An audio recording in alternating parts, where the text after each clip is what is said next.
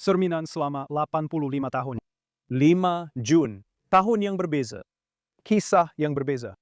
7 hari pertama bulan Jun telah membawa beberapa peristiwa paling penting dalam 85 tahun yang lalu. Peristiwa yang berlaku pada hari-hari ini juga menunjukkan betapa drastiknya perubahan situasi bangsa Yahudi sepanjang tempo itu, dan apa maknanya untuk kita hari ini. Tarikh penting yang pertama sudah tentu ialah 6 Jun 1944 hari D. Hari di mana tentara bersekutu menyerbu pantai Normandy dan melancarkan operasi Overlord. Hanya 2 hari sebelum itu, pada 4 Jun 1944, Rom telah dibebaskan daripada kawalan Nazi, dan akhirnya jelas bahwa arah Perang Dunia Kedua sedang berubah. Tetapi ketika tentara bersekutu menyerang pantai, berjuta-juta orang Yahudi masih kekal tidak berdaya, terperangkap dalam fase terakhir dan paling kejam Holocaust. Satu bencana yang merupakan akibat daripada bertahun-tahun penyahmanusiaan dan fitnah sistematik terhadap orang Yahudi di seluruh Eropa. Dan walaupun kekalahan sudah jelas di depan mata mereka, Nazi bersama kolaborator Hungary, mereka tetap berpegang pada matlamat mereka, yaitu memusnahkan orang Yahudi. Pada Jun 1944, mereka sedang giat menghantar 437.000 orang Yahudi Hungary ke kamp maut Auschwitz-Birkenau. Mereka mendaftar dan mendokumentasikan setiap lelaki, wanita, dan kanak-kanak Yahudi yang mereka hantar ke kematian. Kerentanan orang Yahudi pada tahun-tahun tersebut, dan usaha untuk memusnahkan kehidupan Yahudi, bukan sahaja terhad kepada Holocaust di Eropa. Malah jauh dari Eropa, di tengah-tengah Timur Tengah, orang Yahudi menghadapi musuh yang ingin memusnahkan mereka. Orang Yahudi tidak mempunyai negara, tidak mempunyai tentara, dan tiada cara untuk melindungi diri mereka. Satu lagi tarikh pada awal bulan Jun, secara tragis, menegaskan hakikat itu. 1 dan 2 Jun 1941, di Baghdad, Farhud, satu pogrom ganas yang melanda komuniti Yahudi yang telah berkembang maju di sana, di Irak selama lebih daripada 2.500 tahun. Dalam tempo 2 hari, orang Yahudi yang telah menjadi sebahagian penting dalam kehidupan budaya dan ekonomi Irak, mendapati diri mereka benar-benar tidak berdaya apabila kumpulan perusuh Muslim menyerang rumah, merompak harta benda, dan membunuh lelaki, wanita, serta kanak-kanak Yahudi di jalan-jalan Baghdad. Semua ini berakhir dengan penubuhan negara moden Israel. Dan di sini kita melompat ke tarikh seterusnya untuk minggu ini, yaitu 5 Jun 1967. Perang 6 hari bermula dan menandakan perubahan lebih daripada apa-apa yang lain. Hanya 22 tahun selepas kem kematian, selepas percubaan untuk memusnahkan kita, 7 tentera Arab digerakkan dengan satu matlamat yang diisytiharkan secara terbuka untuk menghabiskan apa yang telah dimulakan oleh Nazi. Kecuali kali ini, orang Yahudi tidak lagi berselerap, tidak lagi tanpa negara, dan tidak lagi tanpa pertahanan. Kali ini, kita mempunyai sebuah negara, kita mempunyai sebuah tentera, kita mempunyai keupayaan buat pertama kali dalam 2000 tahun untuk melindungi diri kita sendiri. Dan apabila tentara-tentara itu menghampiri, Israel tidak hanya menunggu untuk dibunuh. Kita melawan balik, dan kita memenangi kemenangan mutlak yang menentukan. Tetapi itu tidak melemahkan semangat musuh-musuh kita. 7 Jun 1981 adalah satu lagi hari penting dalam minggu ini, apabila Israel melancarkan operasi Opera. Irak, negara yang sama di mana orang Yahudi telah diburu dalam peristiwa Farhud, hanya 40 tahun sebelum itu, kini berlumba-lumba untuk membina senjata nuklear di reaktor Osirak mereka. Sebuah bom yang direka khas untuk mengancam Israel dengan kemusnahan total. Israel tidak menunggu untuk melihat bagaimana kisah itu akan berakhir. Kita sudah melaluinya, kita sudah mengalaminya. Kami mengambil tanggung jawab untuk kelangsungan hidup kami sendiri dan menghapuskan ancaman itu dengan tangan kami sendiri. Ia adalah satu tindakan mempertahankan diri secara pencegahan yang bijak. Tetapi dunia, ia tidak dapat menerima orang Yahudi mempertahankan diri mereka sekali lagi. Majelis Keselamatan PBB dan Perhimpunan Agung Pertubuhan Bangsa-Bangsa Bersatu melancarkan kecaman terhadap Israel. Media Barat menjadi kecoh. The New York Times menyifatkan serangan itu sebagai tidak boleh dimaafkan dan tidak berpandangan jauh. Manakala Los Angeles Times pula sampai melabelkannya sebagai keganasan yang ditaja oleh negara. Kedengaran biasa, sungguh menakjubkan bagaimana dunia sentiasa bergelut dengan idea bahwa orang Yahudi enggan terus menjadi lemah. Dan kemudian, setahun selepas itu, pada 6 Jun 1982, Israel sekali lagi melancarkan operasi Shlomo Galil. Saya ketika itu adalah salah seorang anggota payung terjun IDF yang belayar lewat malam sebelum mendarat di pantai-pantai berhampiran Sungai Awali dekat Damur, di Lubnan, untuk membongkar PLO yang selama bertahun-tahun telah menyerang orang awam kami di utara Israel. PLO, sebuah organisasi yang bertekad menafikan penentuan nasib sendiri orang Yahudi dan merancang serangan ke atas orang awam Israel. Dan walaupun bertahun-tahun, jaminan antara bangsa serta usaha Israel untuk mencari penyelesaian damai terhadap keadaan dengan Lubnan apabila kita tiba pada 5 Jun ini, kita sekali lagi mendapati diri kita beroperasi di sana. Tetapi kini, sebuah negara yang terluka akibat peristiwa 7 Oktober terkejut apabila musuh-musuh kita tidak berkongsi keinginan untuk keamanan dan kompromi. Bahwa konsesi yang kami berikan atas nama mengejar keamanan, penyerahan wilayah, dan pengiktirafan terhadap musuh ketat, semuanya telah digunakan untuk coba memusnahkan kami sekali lagi. Kali ini, pembunuhan beramai-ramai yang dialami oleh nenek moyang kita di Eropa atau di dunia Islam berlaku di negara yang dicipta khusus untuk mengelakkan perkara itu daripada berlaku lagi.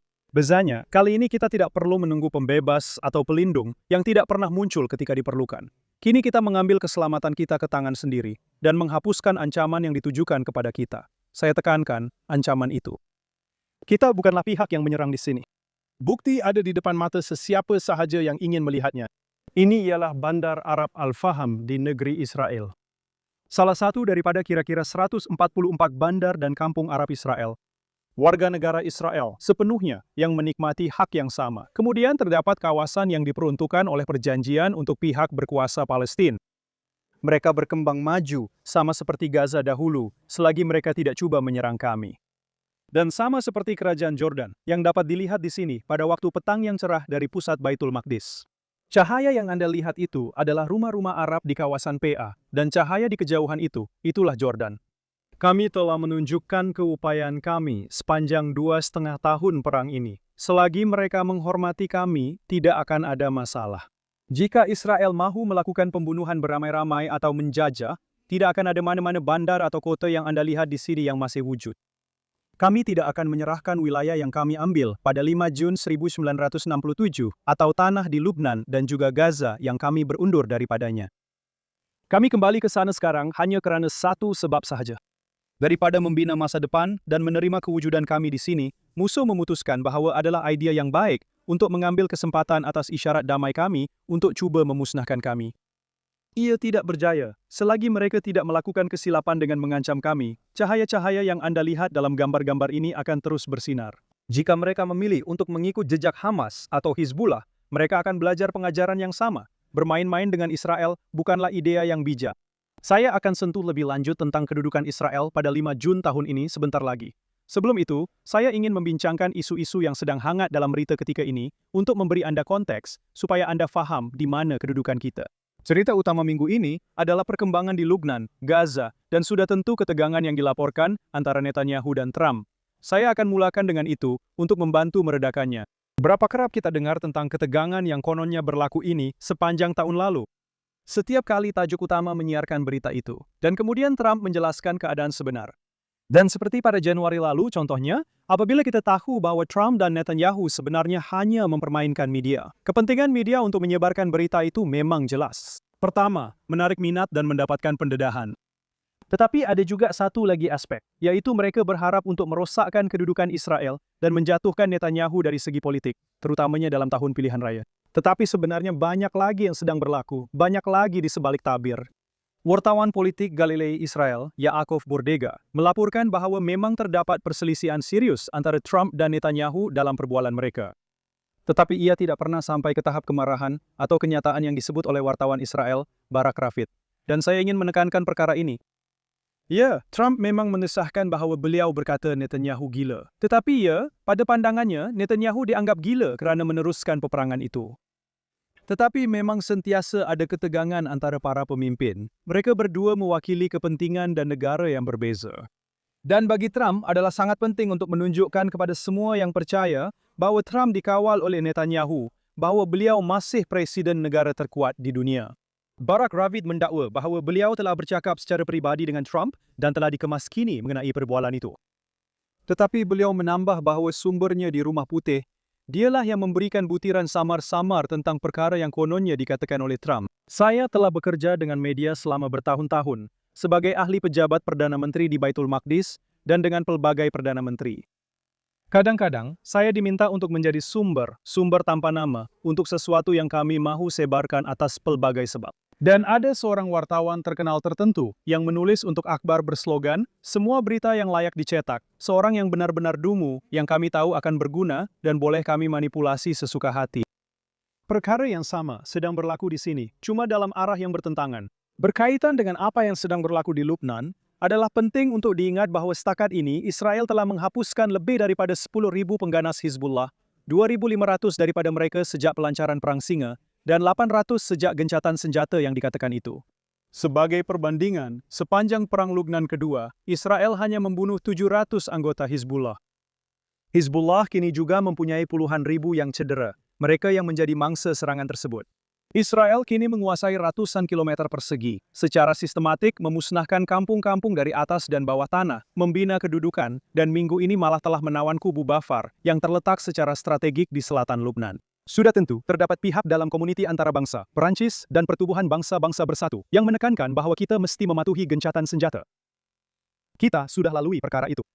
Pada tahun 1978, resolusi PBB 425 mewujudkan UNIFIL untuk menghentikan PLO. Keputusannya? Kegagalan. 2006, resolusi PBB 1701 memperluaskan UNIFIL untuk melucutkan senjata dan menghentikan Hizbullah. Keputusannya? Jadi, gagal lagi. Sejarah telah membuktikan bahwa jaminan di atas kertas antarabangsa tidak bernilai dan membiarkan orang Yahudi terdedah kepada mereka yang ingin memusnahkan kami. Tetapi sementara semua ini berlaku, Israel tidak boleh mengambil risiko menggugat apa yang sedang berlaku antara Amerika Syarikat dan Iran berkaitan dengan pengayaan uranium dan mungkin juga kejatuhan rejim Iran. Oleh itu, Perdana Menteri sedang melakukan perkara yang bijak dan bekerja sama dengan Presiden Amerika Syarikat. Bagi situasi di Gaza, wartawan tentara saluran 14 Tamir Morag merumuskannya dengan paling baik dalam satu hantaran minggu ini. Beliau berkata, secara senyap dan ya, malah perlahan, Israel berada di landasan dalam beberapa minggu akan datang untuk menyelesaikan pembersihan 70% semenanjung Gaza daripada Hamas. Bukan kawasan tanah kosong, tetapi kawasan yang pada permulaan perang merupakan tempat tinggal ratusan ribu orang. Di baki 30% Gaza, Hamas hanyalah bayang-bayang pucat berbanding apa yang mereka ada pada permulaan perang. Komander tenteranya sedang dihapuskan satu demi satu, dan mereka tidak berani atau mungkin tidak mampu melancarkan walau satu pun roket peluru berpandu ke arah Israel. Namun, beliau berkata kita tidak boleh menipu diri sendiri. Hamas masih menguasai bahagian tengah semenanjung Gaza. Ia sedang membina semula kekuatannya dan sedang bersiap sedia untuk satu lagi konfrontasi dengan Israel. Kerja ini, katanya, belum selesai dan objektifnya masih belum tercapai. Rangka kerja gencatan senjata itu pada hakikatnya sudah tidak berfungsi lagi. Hamas, seperti yang dijangka, tidak melucutkan senjata, dan Israel secara sistematik mengambil sedikit demi sedikit wilayah yang diperuntukkan kepada Hamas di bawah perjanjian itu. Ini adalah satu strategi sekarang, dan ia mesti berakhir dengan 100% kawasan itu dibersihkan daripada bara Hamas. Juga di Gaza minggu ini, pasukan tugas elit Israel, Nili, sebuah unit gabungan Mossad dan Shin Bet, ditubuhkan untuk menjejaki dan menghapuskan setiap pengganas Hamas yang terlibat atau merancang serangan pembunuhan beramai-ramai pada 7 Oktober. Mereka telah mengesan, mengenal pasti, dan menumpaskan Yusef Aish Awad Ramhan, timbalan komander pengganas Hamas Nuh Basal. Ramhan terlibat dalam penculikan Orlevi, Alon Ahad, Eli Cohen, dan mendiang Hersh Goldberg Polin yang telah dibunuh oleh Hamas semasa dalam tahanan. Unit ini sangat berjaya dalam mengumpul bukti, serta mengenal pasti dan mengesan pelaku kekejaman pada 7 Oktober. Dan inilah satu-satunya cara untuk berdepan dengan mereka. Bukan membawa mereka ke muka pengadilan, dan bukan menjatuhkan hukuman mati kepada mereka. Saya menentang hukuman mati di sini, di Israel, karena ia akan menjadikan pengganas sebagai selebriti antarabangsa dan membolehkan kerajaan Eropa bersikap benar sendiri dengan mengorbankan kita.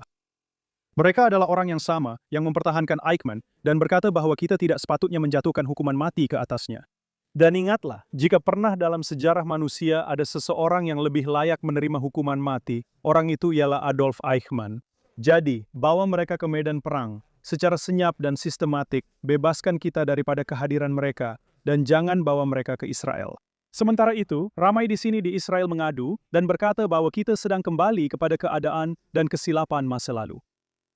Intinya begini, berundur dan cuba memujuk musuh dengan hanya fokus pada pertahanan sahaja telah hanya menguatkan mereka. Ia bukan sahaja menguatkan tekad mereka, malah turut memperkukuhkan pembangunan keupayaan mereka. Dari segi jumlah semata-mata, tidak kira berapa ramai antara mereka yang kita lumpuhkan, mereka melebihi kita dengan jumlah yang sangat besar. Tetapi mereka juga telah membangunkan keupayaan yang mengancam kita secara strategik.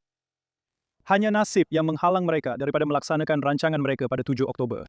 Selama bertahun-tahun, mereka memiliki keupayaan taktikal, tembakan roket, serangan pengganas, perkara-perkara yang mengganggu kehidupan harian, walaupun ia tragis, tetapi tidak mengancam kewujudan kita secara keseluruhan.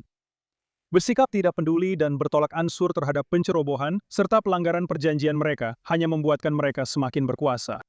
Perang sekarang adalah mengenai pembongkaran secara sistematik terhadap ancaman-ancaman kepada kelangsungan hidup kita. Secara keseluruhannya, dalam perang di Gaza ini, Israel telah mengambil 220 km persegi.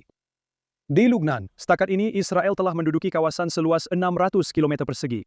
Di Syria, Israel menguasai kira-kira 1.000 km persegi. Secara rasmi ia kurang, tetapi dalam praktiknya ia lebih banyak. Hamas, dengan bertindak terlalu awal, akhirnya memberikan kepada Israel kawasan pengaruh hampir 10 kali ganda lebih besar daripada sebelumnya, membolehkan Israel meningkatkan kekuatan geografi dan strategiknya. Saya mulakan rancangan hari ini dengan bercakap tentang di mana kedudukan Israel dan orang Yahudi pada 5 Jun dalam tahun-tahun yang lalu. Saya ingin mengakhiri hari ini dengan melihat di mana kedudukan Israel pada 5 Jun ini. Mata wang Israel, shekel Israel Baharu, adalah salah satu mata wang terkuat di dunia sekarang. Didagangkan berbanding dolar dan euro pada paras sejarah, hampir mencecah paras tertinggi dalam tempoh 33 tahun.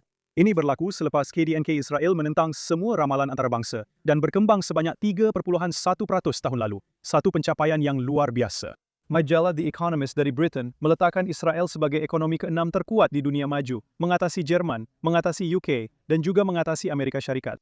Dan semua ini berlaku ketika Israel sedang berperang di pelbagai medan, ketika kami menjadi sasaran kampanye maklumat palsu, ketika kami berdepan boikot dan permusuhan diplomatik daripada sebahagian besar dunia Islam serta dari Eropa.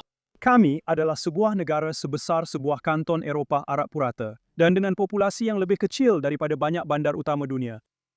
Namun begitu, kami mempunyai salah satu ekonomi terkuat di Barat. Kami mempunyai kadar kelahiran tertinggi di dunia maju. Kami berada di antara negara-negara paling bahagia di dunia dan nomor 1 dalam kalangan mereka yang berumur bawah 25 tahun. Jadi, untuk semua pembenci di luar sana, Anda telah gagal. Apa yang saya boleh katakan ialah, cubalah. Teruskan membenci kerana kami semakin berjaya kerananya. Kamu yang membenci kami berbuat demikian kerana kamu tidak bahagia, menjalani hidup yang tiada makna, tiada arah dan tujuan. Jadi, kamu terpaksa mencipta tujuan dengan membenci orang Yahudi. Kamu iri hati dan menyedihkan, tidak tahu apa-apa, tiada tujuan, tiada anak, tiada makna, kosong, dan kamu mengutuk kami. Kamu juga bahan lawak kerana kamu sangat tidak asli. Kerana semua ini pernah berlaku sebelum ini. Kami pernah melaluinya. Kami sudah melakukannya. Bukan sekedar kebencian dan keganasan, tetapi intinya, mereka yang cuba untuk mengutuk kita, akhirnya memberkati kita. Mereka yang cuba untuk mengutuk kita, akhirnya menguatkan kita. Diambil terus dari kisah Alkitab tentang Balak. Kau seperti keldai Balaam. Cuma tidak seperti keldai Balaam. Kamu semua tidak nampak kebenaran. Kamu sama seperti Balaam. Dia, nabi upahan. Seperti ramai antara kamu. Perkhidmatannya boleh dibeli. Dia ada kemahiran dan menggunakannya dengan kesan yang dahsyat. Tapi dia tiada komitmen, tiada kesetiaan, tiada akar dalam kemanusiaan. Balaam diupah untuk mengutuk kita dan akhirnya memberkati kita. Dan untuk pengetahuan kamu, ada bukti bebas yang menunjukkan Balaam memang wujud. Penemuan arkeologi pada tahun 1967 berhampiran Sungai Jordan telah menemui satu inskripsi pada dinding sebuah kuil pagan yang bertarik abad ke-8 sebelum Masehi yang merujuk kepada seorang penilik bernama Balaam bin Beor dengan istilah yang sangat mirip dengan petikan dalam Alkitab. Dan petikan mingguan dari Alkitab, Parasha Balak, akan dibaca pada penghujung, ya, betul, bulan Jun. Jadi saya akan akhiri dengan kata-katanya, kata-kata yang diucapkan ribuan tahun lalu, namun menggambarkan dengan tepat apa yang kita lihat di Israel hari ini. Dia tidak melihat kejahatan dalam Yakub, dan dia tidak melihat kesalahan di Israel. Tuhan Allah mereka bersama mereka, dan sorak seorang raja ada di tengah-tengah mereka. Lihatlah, suatu bangsa bangkit seperti seekor singa betina dan mengangkat dirinya seperti seekor singa. Ia tidak akan berbaring sehingga ia memakan mangsanya. Dan kemudian berkat yang telah bergema sepanjang sejarah kita. Betapa indahnya kemahmu, Yakub, tempat kediamanmu, Israel. Seperti lembah, mereka terbentang, seperti taman di tepi sungai. Dia mencangkung, dia berbaring seperti singa. Siapa yang berani membangunkannya? Diberkatilah mereka yang memberkatimu, dan terkutuklah mereka yang mengutukmu. Berkat kepada semua yang bersama Israel, dan kami hari ini. Saya Daniel Simon. Terima kasih karena menonton secara langsung dari JNS TV di ibu kota dalaman bangsa Yahudi, Yerusalem, Israel. Saya akan jumpa Anda lagi minggu depan.